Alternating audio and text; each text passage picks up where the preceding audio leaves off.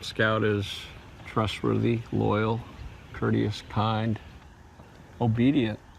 I think that's the one that got a lot of Scouts in trouble.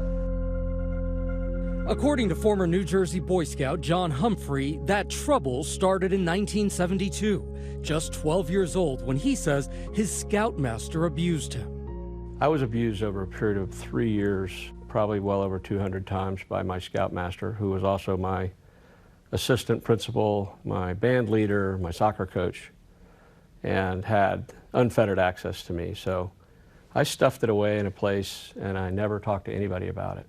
A painful secret he says he kept to himself until 2017. It changes your life when you come out. I mean, it's cost me a job, income, a difficulty to maintain employment. Either because you get some domineering boss and you just want to tell them to jump in a lake, or you can't stay focused. Now John is sharing his story in the harrowing new documentary on Hulu, Leave No Trace, a hidden history of the Boy Scouts. Parents gave the Boy Scouts the most valuable thing they had, their children.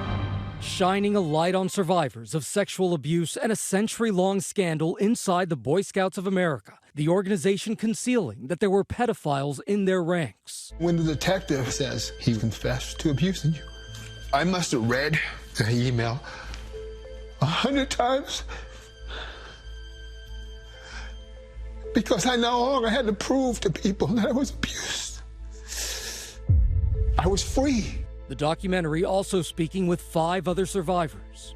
It wasn't even like a week. It was the night I got there, he started doing stuff. I just thought, what is going on? And is this normal? It got much worse from that. When I started interviewing these survivors, I realized these are the true Boy Scouts. They're honorable, they're brave, they're courageous.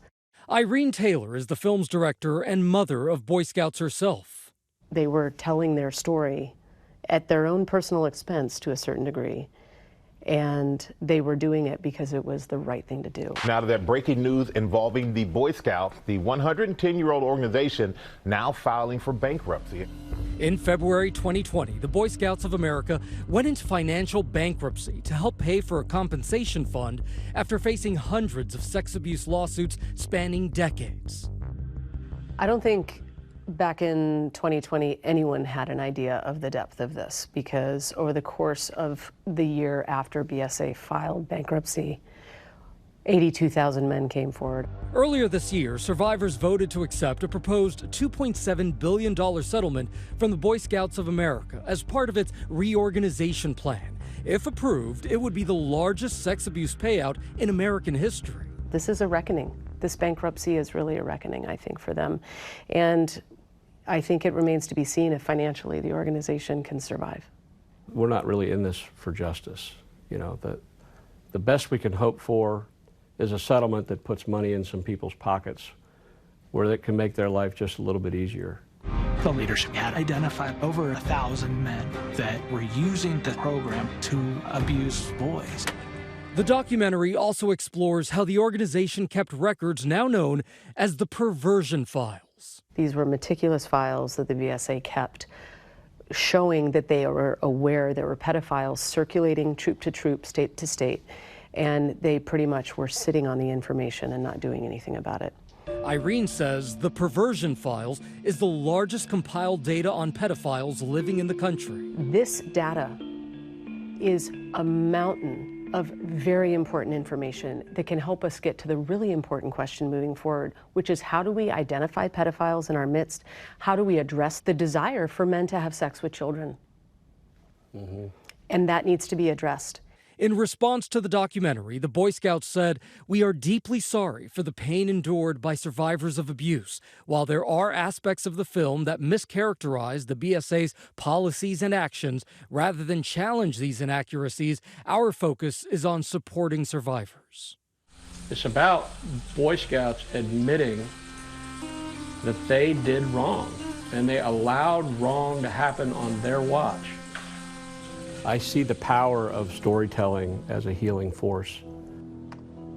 John hopes this film becomes a voice for survivors. It's terribly difficult the first couple of times you tell your story. And it gets easier over time because you realize you're not alone. And you realize it's not your fault. And you realize you were dealing with an adult that could outthink you every which way from Tuesday. The journey is from victim to survivor. And if you can honestly get to that place in life, then you can have an amazingly wonderful life and be grateful for the life that you had. Leave No Trace premieres tomorrow on Hulu and in select theaters. It is a presentation of ABC News Studios with Imagine Documentaries and Vermilion Films. Hi everyone, George Stephanopoulos here. Thanks for checking out the ABC News YouTube channel. If you'd like to get more videos, show highlights, and watch live event coverage, click on the right over here to subscribe to our channel, and don't forget to download the ABC News app for breaking news alerts. Thanks for watching.